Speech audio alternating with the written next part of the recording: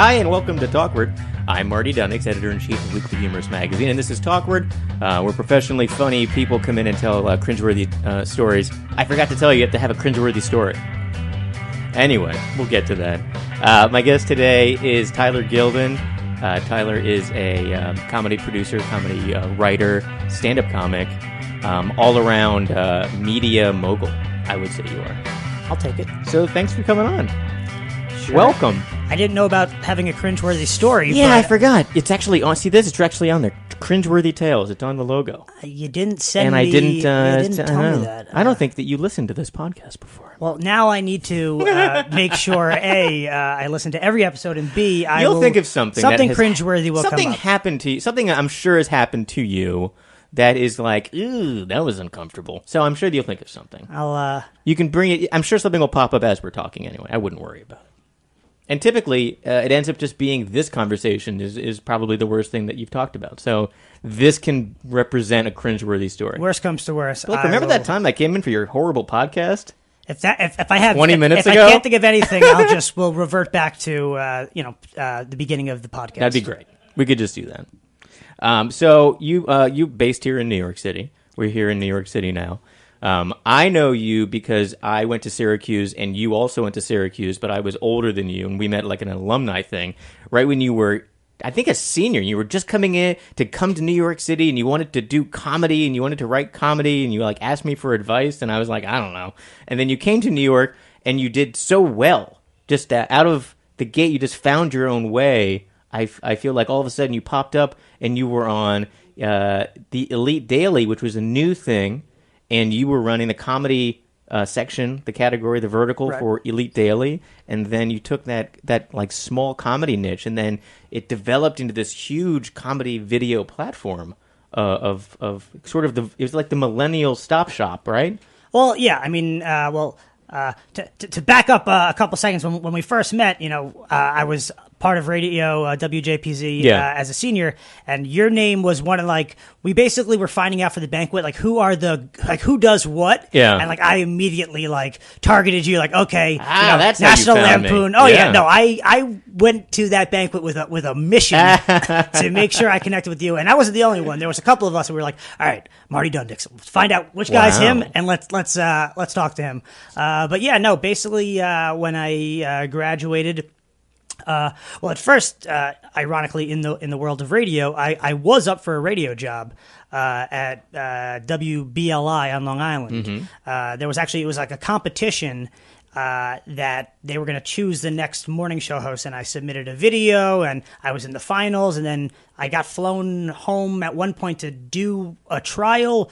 Ultimately, I didn't get the job, which was pretty crappy way to start off your post-grad career. But yeah, it's a tough market, though. I mean, what market number is that? I mean, Long Island's not that far away from a high-number market. No, that's a tough first job. No, it would have college anyway. It would have been such an awesome opportunity, and I thought it would have been great. And what's ironic about it is, and not to blast anybody, but I don't think they chose anybody. So they had this whole competition, had all these entries, and then I believe they were down to two of us, and two of us went in and each did a morning spot with their two co-hosts. Yeah. They didn't choose anybody. So really, quite the contest when ultimately I lost, but nobody won. So maybe that made me feel a little better. I don't know. But I joined Elite Daily. I started freelancing with them in late 2012. Actually, the first video I did was a man on the street for the Obama or Mitt Romney election, which that was the first thing I had done then. And then in early 2013, they asked me to come on full time. They were launching a humor vertical. It was about 8 to 10 person company, very scrappy. Most guys hadn't graduated college. Most of them were just a bunch of really good friends who were trying to put something together. I kind of just took a leap of faith of hey, all I've been doing is stand-up comedy and freelance work. I have no, consistent income. This wasn't much of an income offer, but it was hey, here's a place I can go to 5 days a week and hopefully write comedy. So that was kind of my entry in. But because I would observe it just on because you guys were so popular on Facebook. This was before all the bots were taking over Facebook, and things were still more legitimate, and you could actually see things in your feed. And things that you were producing were popping up all the time, and I was always like, oh man, because the stuff we were doing was not nearly as good as the stuff you guys were doing better stuff than College Humor, all the major comedy verticals. You were doing stuff that was getting more views and sticking to that generation better than anybody else because you guys were of that generation. Right. You weren't like some old people trying to think young. You were just young kids trying to make whatever the heck you thought was fun, probably on a crazy budget. Just being scrappy with it. Oh yeah, I mean, no, we had. I mean, out the gate there was no budget. I mean, once funding came in and acquisitions, that was one thing. But at first there was no budget, and that's exactly what it was. It was Elite Daily at the heart of it. At the beginning was just a bunch of scrappy, really friends who were just trying to cause a little bit of a ruckus in the industry. And I think that's why there was so much, I guess quote unquote haters at the beginning. And granted, sometimes things happen that it wasn't probably the best reflection of us, but we were all just good guys and girls trying to make it an impact. And it was pretty organic. We were all, I guess, quote unquote, we were the voice of Gen Y. So it was millennials making content for millennials. So it was very authentic. And every bit of, success we had and viewership, to me, it was just mind-blowing how really that Facebook wave we were able to, a lot of it was timing. I think it was the right time and using the right platform, which was Facebook then, and it took off. Did you have to move from Facebook to the next thing? Wasn't there a next thing, or did you not have to do that anymore? Well, first, you made it all popular, and then you've moved on. Yeah. So you rode the wave, got out, now have your own thing. But, right. Did you have to jump into Snapchat? No, so from a... I was always so afraid of the Snapchat. Because it just seemed like an app that people took photos of their genitals and then it disappeared. That was what it was for, and then possibly still is for... and then all these brands jumped on it. It was visit CBS News on Snapchat. I'm like, I don't want to see Charlie Rose's ding dong like that. Why would anybody want to be on Snapchat? But then they did, and now they have all these Snapchat, stories and all this stuff and content that's made specifically for these weird platforms. From our standpoint, from a video standpoint, it really was just YouTube at first, in 2012, 13. All of a sudden in 2014, it was Facebook, you could put, videos on too, because really from an article, text standpoint, Elite Daily was very successful because of riding the Facebook wave. Video, we were starting to create a good niche for ourselves on YouTube. But then in about 2015, 16, all of a sudden we realized, we had 2.5 million followers on Facebook versus, 300,000 on YouTube. So we naturally felt, hey, we should be servicing the 2.5 million over, 300,000. Granted, I think in hindsight, I think we could have split our efforts better because I think on YouTube, at least at that time, was a more active audience, while Facebook was a passive audience because a lot of it's just in your feed, 3 seconds. Yeah. But, it was a small amount of active and a really large amount of passive. So if I go back in time, I would try to service both, which I think we did. A lot of times we would cut videos 16:9 for YouTube, and then we'd make them square for Facebook. We'd add text for Facebook. So I think we tried to hedge our bets, but, if I go back, of course, I would have tried to continue to do more narrative stuff for that YouTube audience that I think was a little bit more active than maybe some of our Facebook was. You're like a digital media pioneer because you've had to figure it out as these technologies were being invented, That's what's so interesting and exciting about digital media.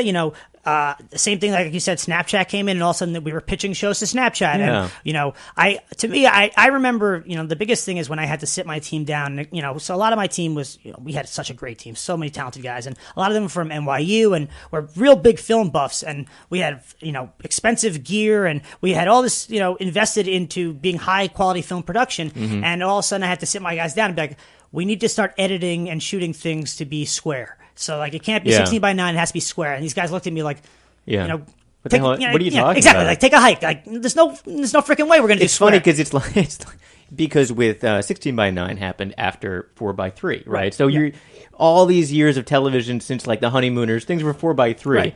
and it was low definition. So you're watching these old things. You watch these old episodes of whatever show on a 16:9, either get squished or stretched or boxed with the black sides with the boxing out. And then you go back, and all of a sudden you got to make something for Instagram or Snapchat, and you're like, okay, now I got to take this beautiful wide shot that I have, and I have to cut it into the same almost by 4:3 or 4:4. Yeah, it's either 4:4 or 4:3. Either way, it's definitely strange, and my guys would fight me on it. But the truth is, you got to optimize for the platform. Yeah. And when you're on Facebook, and a lot of people who consume Facebook, especially for Elite Daily at the time, was on mobile and now on your phone. They call that now mobile first. Yeah. Which is a thing. Everything has to be they don't even. It's not even responsive anymore. Because it used to be like, make a website that's responsive, which means fits, a desktop computer or an iPad or an iPhone. And now they don't even give a shit about the desktop computer. It's just called mobile first. If you go to a website, everything looks the same. It's all just like a white background with a nav, and then like maybe a logo. Very, very clean, very simple. Nothing is there. There's no design anymore. Because, it is. Everything, it's in the digital world, it's mobile first. And, all of a sudden you're making videos square. Then it was like, actually, we need to make them vertical because you're playing a real estate game when you're on Facebook. When you're scrolling through your timeline, what jumps out at you? It has to be like exactly. This. Right. What jumps out at you that, the first 3 seconds that they have to, captivate you? Is there large text? Is there beautiful imagery? Is it something that, if you have a video that takes up a third of the screen or, half of the screen, what's going to naturally like get your attention? So it's a very much a look at me, grab attention, type of game, but it only makes sense and most publishers have, and, I even suggest when I work with brands, to make videos that are optimized for the platforms where most of your audience is going to see them. Yeah. Like, where is an advertiser going to want to get a click? Instagram, probably. Yeah, they, if especially with, you could run Instagram story ads now, Snapchat ads, and those are all vertical. You could swipe up for more.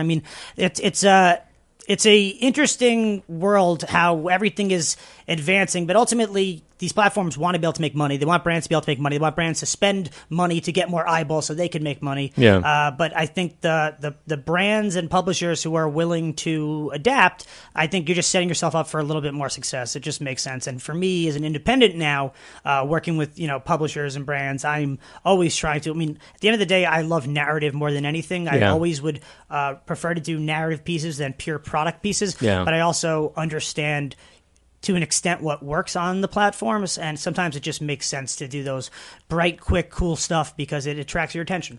So from Elite Daily, you were riding high and you were producing a ton of cool content. Now you run your own independent kind of consultant digital media network. So you work with major brands now to make that cool content in a more organic way. Yeah, so you work with, let's say, who is the guys that you work with? Are you allowed to talk about any? Yeah, brands? I don't Is mind. it Bonobos? No, Bombas. Bombas. Yeah, so Bombas. I work with them on a bunch of their stuff, and some of the spots are narrative, and other of them are definitely pure product stuff of looking at socks dropping, but it, to me, as long as you could find a way to creatively make it exciting, like sure, maybe this spot isn't narrative where I would like it to be, something that maybe feels more fulfilling overall to my background. At the same time, there's still something cool in figuring out, okay, well, without any text or without a story, how can I get something that's visually going to be appealing and make, so it's just finding other ways to creatively incentivize yourself, These socks are fun. You should buy these socks, and then have a cool way to show the socks. Yeah, I think and with any of the the brands I've worked with, it's when I was at Elite Daily and we worked with brands, we did a lot of branded content. It was trying to find that middle balance between what fit Elite Daily and their organic audience and the brands, because if the brand was coming to us, we felt like the content needs to be something that organically would work with otherwise why are you paying, we might as well just, white label it. Why are you coming to us? It's production and distribution. As an independent now, a lot of it is, it's servicing the brands. It's like, sure, maybe, Tyler Gildin would love for X to happen, but at the end of the day, it's the brand services business, and I'll always give my input. But so you're like your own mini agency, because you're full service. Like you write and produce. You have the skills to do the video stuff and the writing stuff, and call to call the guys to come and be on the crew. Yeah, I mean, I'm not a technical, like, I don't, I'm not going to shoot, I can, but I don't really edit. But yeah, I mean, because of the network that I've just established with a lot of my former guys, and just, being in the New York production scene and even using, Syracuse, list service for production, I'm able to put a team together and, feel confident enough to direct them, and that's, one facet of what I do. And the other facet is trying to, develop, produce my own content. In an ideal world, I would be focusing mainly on, development of, narrative stories that necessarily don't have to be associated with a brand, that could just live on a platform or a network. But, it takes time. So this is a way for me to kind of balance both. And what's the name of your production company? It's just Gildin Media. Gildin Media. That sounds good, though. It's that's the thing. Like I Gildin with an I, everybody. Gildin, with an I. I could have, come up with some like wacky, but to me, I don't know. Well, the word Gildin to people sounds fancy. You, it doesn't sound fancy because it's your name, right? Right. But to other people, it'd be like if someone's last name was like Golden, right? Golden, It's Gildin. I'm glad you like my last name. I picture it with a little like shine, like glimmer, like bing. Yeah, you should. Do you have that made up yet, like an After Effects? I have someone working on some logos right now because I haven't put up a website yet. I've been very I've been a bit behind the ball on that, but I am working on that. I'll think about the shine in After Effects. Yeah. I can help you with just that. A light bulb pops up over the eye, ding, or just like maybe like your name is kind of this fancy metal and it's like shining and then what? I'll just be in lights on Broadway. Is that what it is? Yeah. I think that sounds great. And then you're a stand-up comic. Yeah, I'm still performing stand-up. Not as much as I used to, and I always knock myself for not doing it as much as I did. I think I got when Elite Daily was such a big thing at a time, and it was so time-consuming. I really didn't feel like I could balance it all. But yeah, now I've been making a much more conservative effort to get up as much as I can.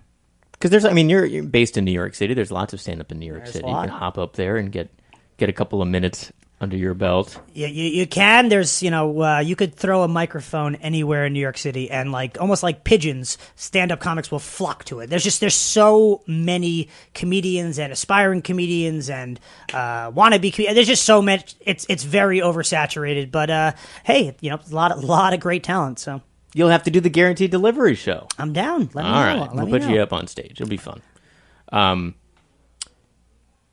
You have a movie coming out, or I'm seeing a screening of a movie that you made. Correct. So how tell the journey of making. You made a film about your grandfather. Correct. Called The Starfish. And how long did you work on this film? And it's done now. It's in festivals. The film is done. I've submitted to festivals. This is a friends and family screening, so congrats on being a friends and family Thank you. recipient. But yeah, so basically it's a private friends and family screening. This is a documentary I've been working on. Are there going to be snacks? There will be some snacks. Nice. There will be some snacks. There may be some complimentary drinks. Oh, right. So yeah, I've been working on this for a year. Since basically a month or so after I left Elite Daily. Unlike everything else we've discussed, this isn't really any comedy related. This is a documentary, which I think and I think it's something just to go back on. I originally went into Elite Daily to do comedy and as their humor editor. When I eventually became executive producer, we did comedy, but we also did a lot of documentaries as well. Mm-hmm. We won, several New York Emmy Awards. I mean, a lot of our stuff towards the end, really, I'd say it shifted, and most of our stuff probably was more docu-newsy than comedy. That's what I thought was sets you guys apart, or what you were doing apart from what other people were just trying to get clicks, like a College Humor. Right. Or like a Funny or Die, because they were just going for a joke, right? They were just kind of like, I just want to be funny. You guys are doing stuff that was more heartfelt storytelling, so that was funny, but sometimes it wasn't funny. Sometimes you were just telling stories. No, yeah, we did a lot of pieces that weren't funny at all. We're just, either shocking or just heartfelt. So to me, my background and interest is in, as I said, narrative and just storytelling. Obviously, I'll always lean towards comedy as a foundation, but at the same time, I wouldn't shy away from any piece that just was a really good, inspiring, impactful story. So my grandfather, I'd always known his story a bit, growing up. But once I had the free time after Elite Daily, And shortly after, and I don't want to give away too much of the film, but shortly after his his sister had passed away, and at the funeral, which was last February, he was kind of telling their story. It really just struck me as like, okay, I need to really record this in some way sooner than later. And then basically 2 months later, after everything happened with Elite Daily, and I had free time, I was kind of just like, I need to do this now. And I was working on it, on and off for about a year. And it tells just your grandfather's whole life story. Yeah, I'll explain. Basically, my grandfather was born in Landsberg, Germany, which is actually not even a part of Germany anymore. It's part of Poland, but a town, Landsberg, Germany, in 1929. And in 1939, when he was 10, his older sister was 12, and his other older sister was 14. After Kristallnacht, which is basically when the Nazis went around and they basically broke all the windows and looted all the stores of basically any of the Jewish-owned companies and businesses. So they were in hiding, and basically my great-grandparents were able to, through this organization called Hayas, which was Hebrew Immigration Aid Society, which actually Hayas is still around today, they were able to find 3 families of non-Jewish families in a small town called Falun in Sweden, each willing to take one of the 3 children. So in 1939, basically, my great-grandparents put my grandfather and his 2 sisters at 10, 12, and 14 on a train and basically said, hopefully we'll see you again. And they went off to live for 2 years, in Sweden. And the film is basically about what transpired after that, their eventual coming to America, and then their, starting all over again in America, very poor. My grandfather was eventually able to, through him and his brother-in-law basically founded, his brother-in-law had a grocery store in Brooklyn. He partnered with him, and somehow through circumstances that became a lighting company, which became a successful lighting company. And it's just the whole story of survival, entrepreneurialism, just sacrificing, and also focusing on those families in Sweden who basically came to their call, a knock on their door. Hey, will you take in these children?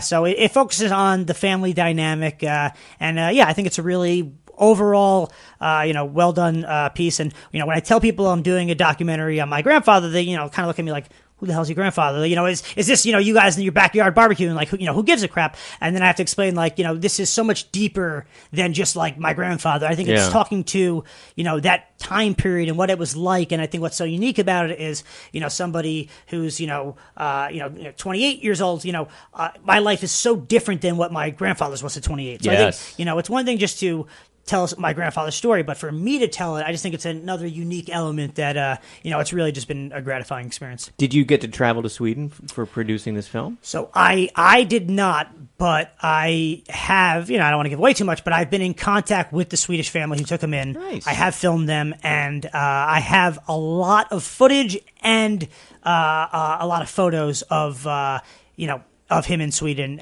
So it's the amount of archival stuff. It's insane, honestly. Like, cause it took the reason it took us such a year long to do is not just because obviously, it's a 48-minute piece and that takes time.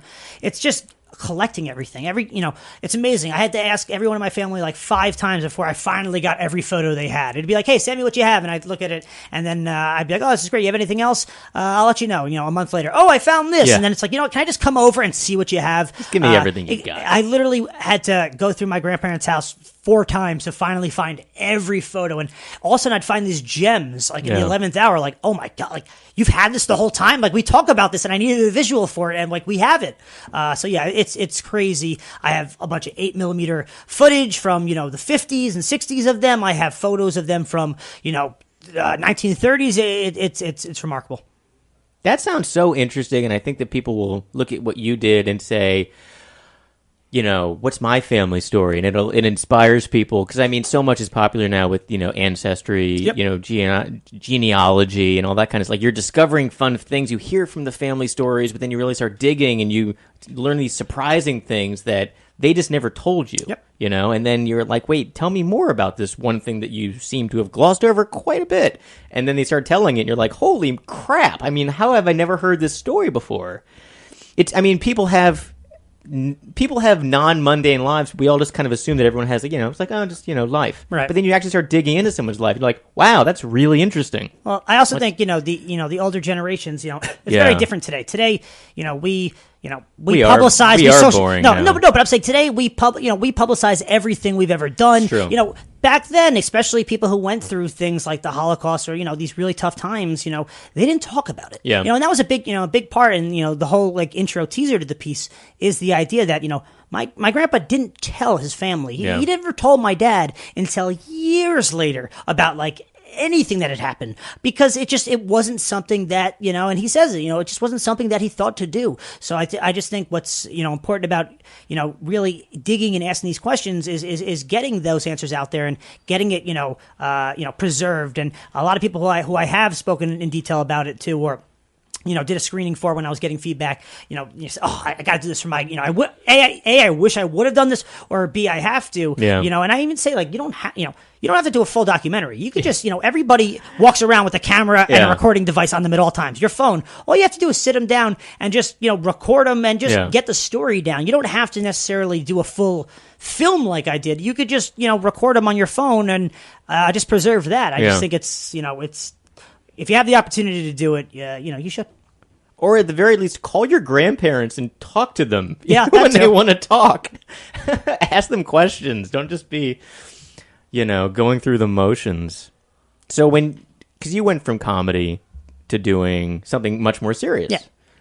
Do you have any filmmakers that inspired your style of how you approached doing a documentary like this? Did you have anybody that you were kind of looking at and saying, I like the way that they made a movie. I want to make a movie kind of like that.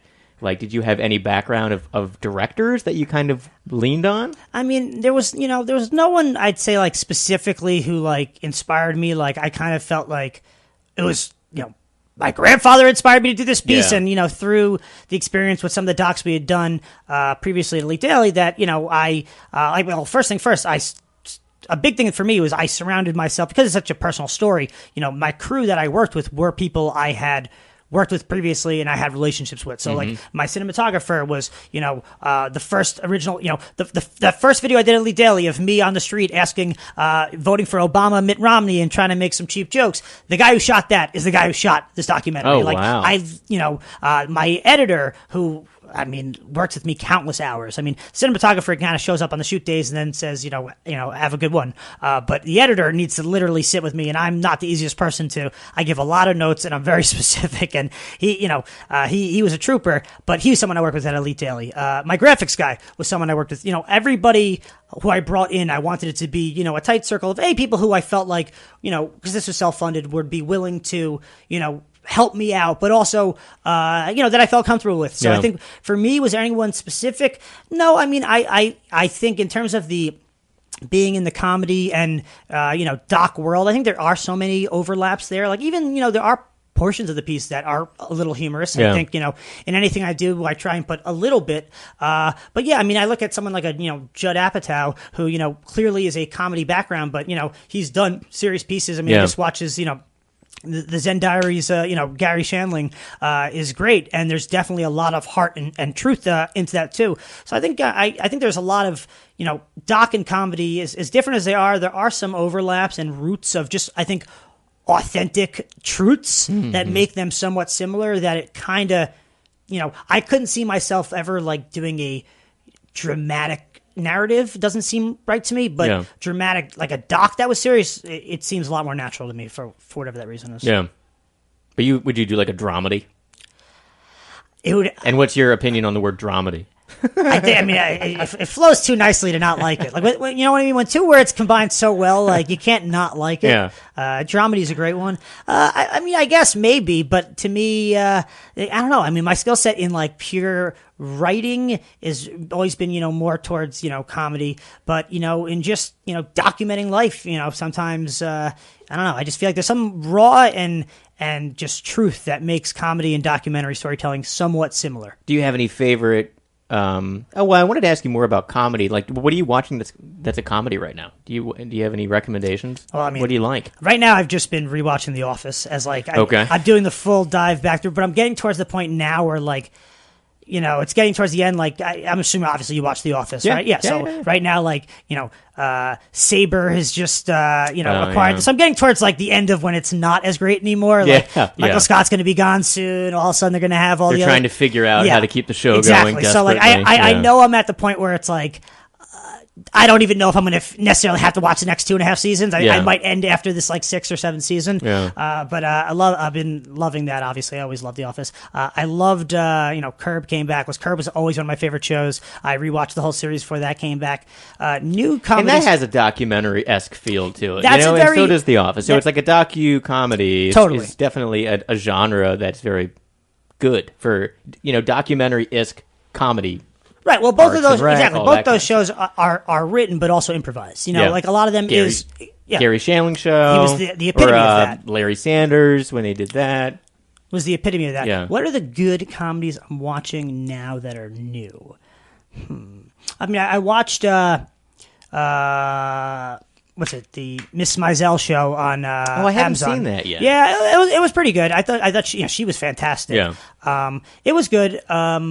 I guess from a performing, like a stand-up comedy standpoint, I felt like at times I didn't know if I was buying some of the onstage stuff as much, but in terms of like just characters, though, I mean, the cast was phenomenal, and some of the scenes, like the parents, especially if you appreciate like Jewish humor, like a lot of the Jewish parents were so spot on. It was, I definitely recommend it. It was a pretty good show. Oh, and you just judged the stand-up comedy competition for what you were telling me? It was the Jewish Week 20th, funniest Jewish comedian competition. And what happened at that? Well, yeah, there was an 82-year-old. Who got angry? Yeah, well, it was an 82-year-old, and she was a riot. She was really funny, and adorable.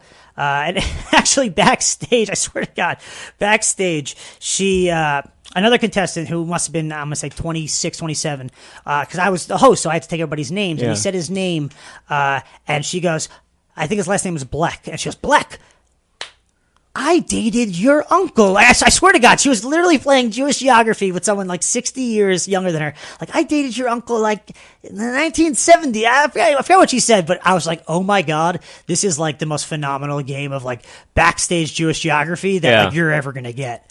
And she ended up coming in 4th place, and her daughter was furious. She thought she should have done better. How many minutes did they all have to do? I think they all had like 6 minutes. Okay. They all had 6 minutes. No, it was a fun show. I have some like Jewish jokes that like some Jewish jokes can definitely be mainstream, and some like are purely only in Jewish wheelhouses. Yeah. So it's fun when I get an opportunity to like tell some of those jokes, because I couldn't typically tell one of those jokes because it would just unless that holiday was happening during that time, it would just seem like way too inside baseball. So it was fun.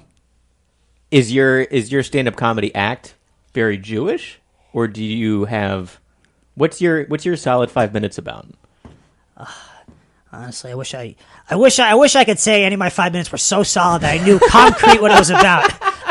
But no, are you like an observational comedy? Yeah, kind of guy? I think I'm. Observational is definitely self-deprecating, observational. A lot about now about being married. A lot about my wife. I think I used to do a lot more. Because especially when you start off, you should stick to what you know. And I think so. Starting off, a lot of it was like Jewish mother jokes. Mm-hmm. A lot of it was actually very dirty jokes too. I was a lot filthier when I first started. As I've like gotten older, I've I've toned it down, but I was a master crafter of dick jokes out the gate. And listen, everyone does dick jokes. I would put some of my dick jokes up against some other people's. I think I had some top-notch dick jokes. Because you have that strong narrative background, dramatic. Yeah, I mean, and I'm very energy. Like, I host a lot because I have, I'm very energetic, and I think with hosting and some, there's some hosts who take a different approach, but for me, and I think why you got to keep it going. You exactly. Keep the enthusiasm. It's up. It's you guys ready for your next comedian? Yeah. Like it's like almost like half the show is all right. So are you ready? It's almost like by the 8th time I go up there, the audience could just yell, "Yes, we're ready!" Like I don't need to say it anymore. Stop yelling at us, please. But that's that's a lot what hosting is. It's keeping the energy, and I'm a high energy person. Yeah. So a lot of times, that works because I'm able to, even if I'm not having the best set up front, at least the audience can feed off my energy. Hopefully they can laugh too, but if not, at least they're like feeling pumped up and on Red Bull. Did you ever have like a really terrible terrible stand-up experience? There's not a single comedian who's not had a Well, very... that could be a cringeworthy Talkward story then. Like, what was your worst Oh, wow, stand-up okay. experience? Sure. My worst. Like, you got up there and just... Okay. Okay. I've had so many. I've had so many. Yeah. No, I'd say the one that's sticking out to me was...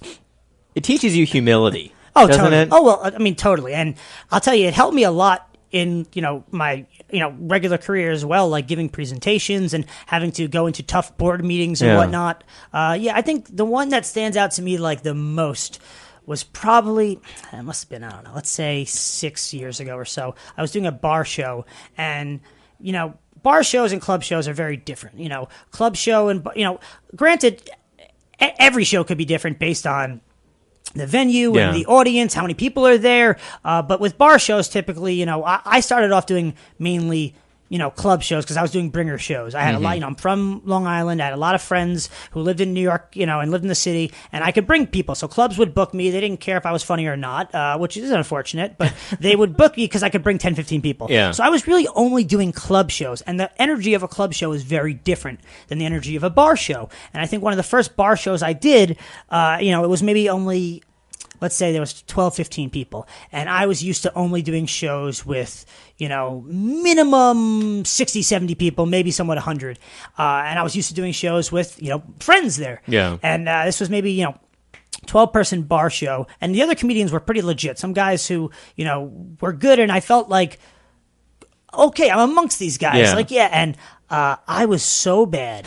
And I didn't get a laugh, and it was so bad, and I immediately left. I think this was pre-Uber, so I must have jumped in a cab, because I wasn't even I just wanted to directly go home. And I think for whatever reason that night, I slept at my girlfriend's, and I literally got into bed, and I started to cry. I literally she had a dog, which we have now. I literally curled up with the dog and started to cry, and she rolled over, and she's like, "The hell's wrong with you?" And I was like, "I had the worst set ever.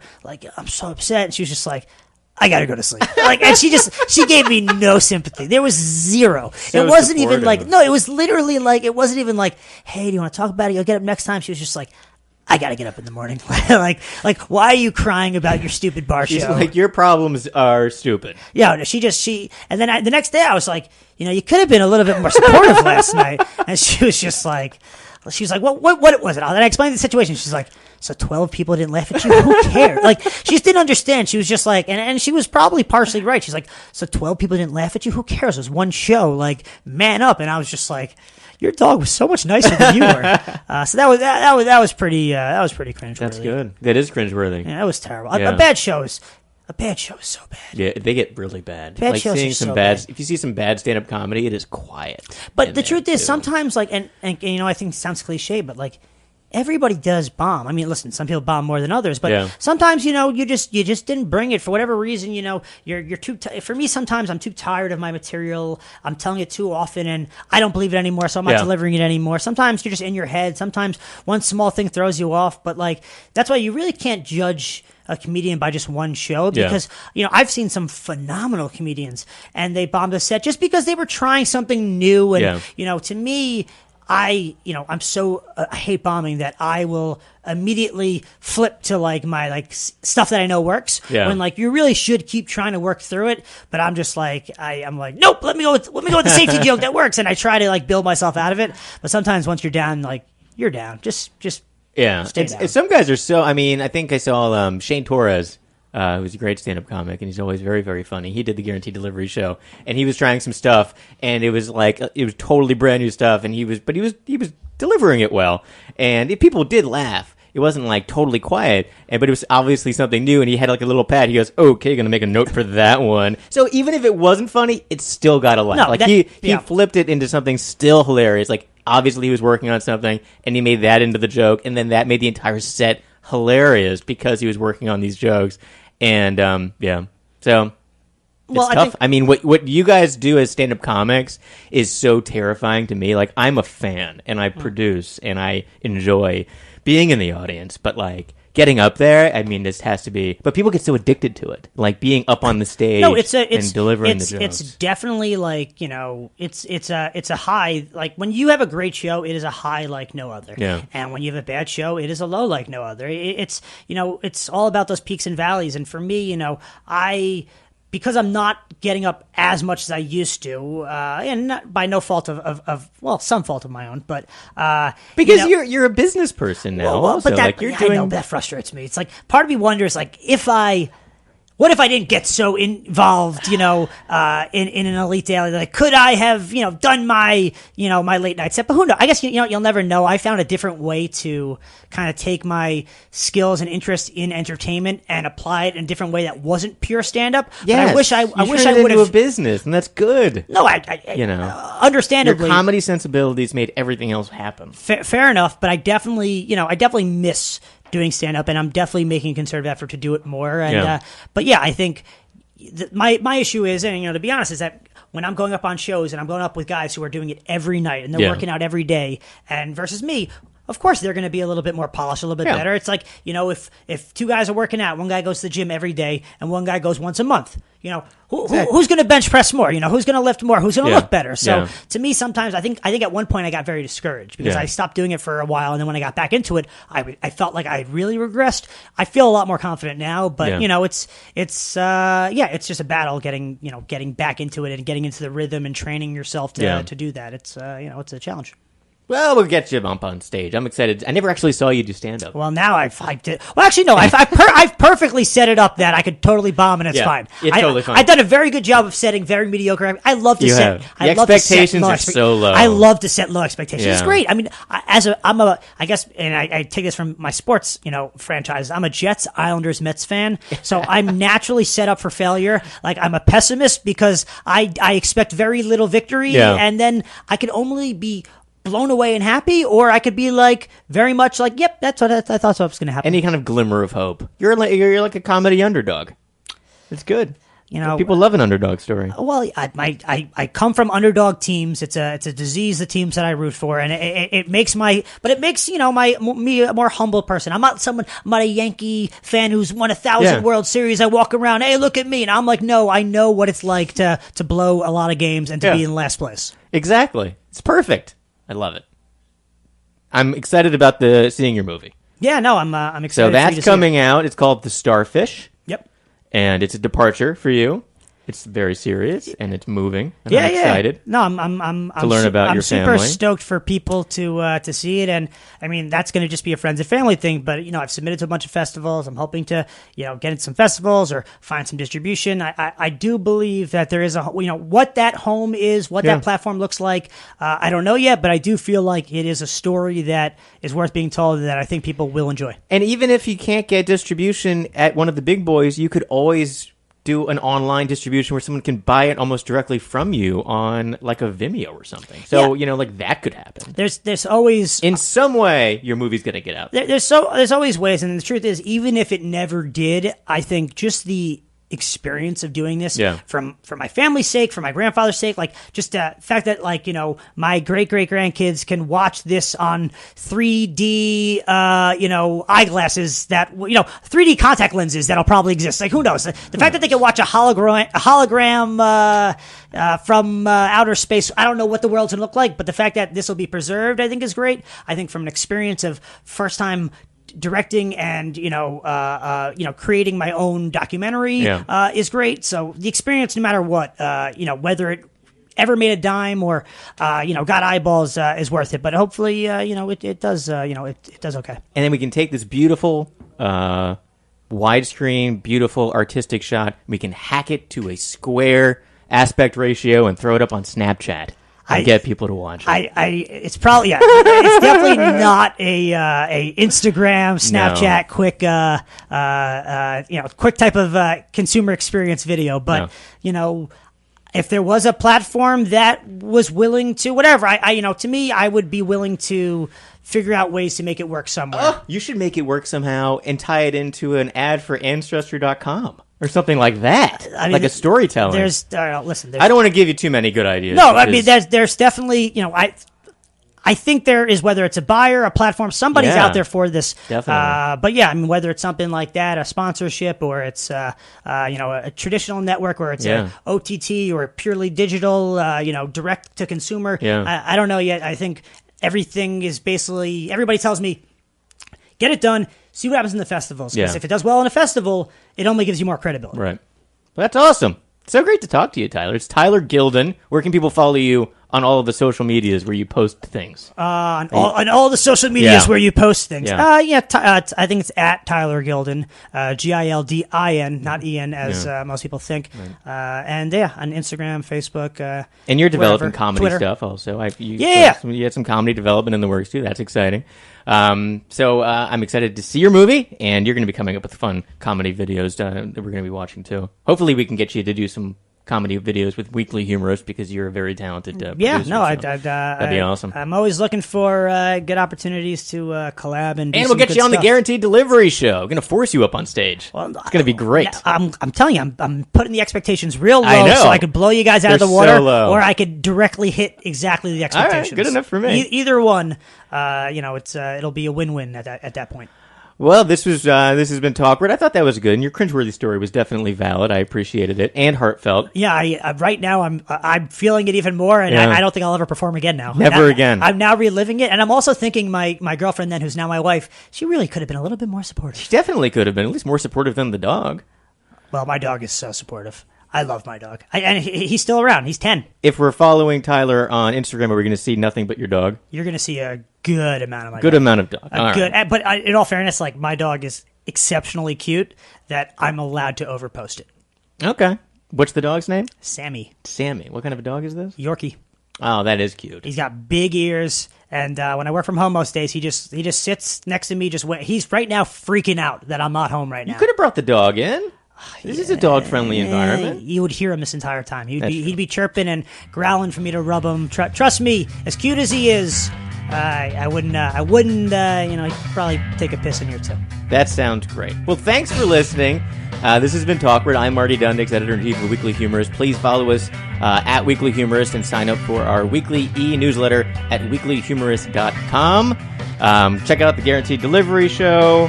Our sponsor is Swill, a liquor store in your pocket. Go to getswill.com and use Drink5 to get $5 off your first order. Thanks for listening. We'll see you next time.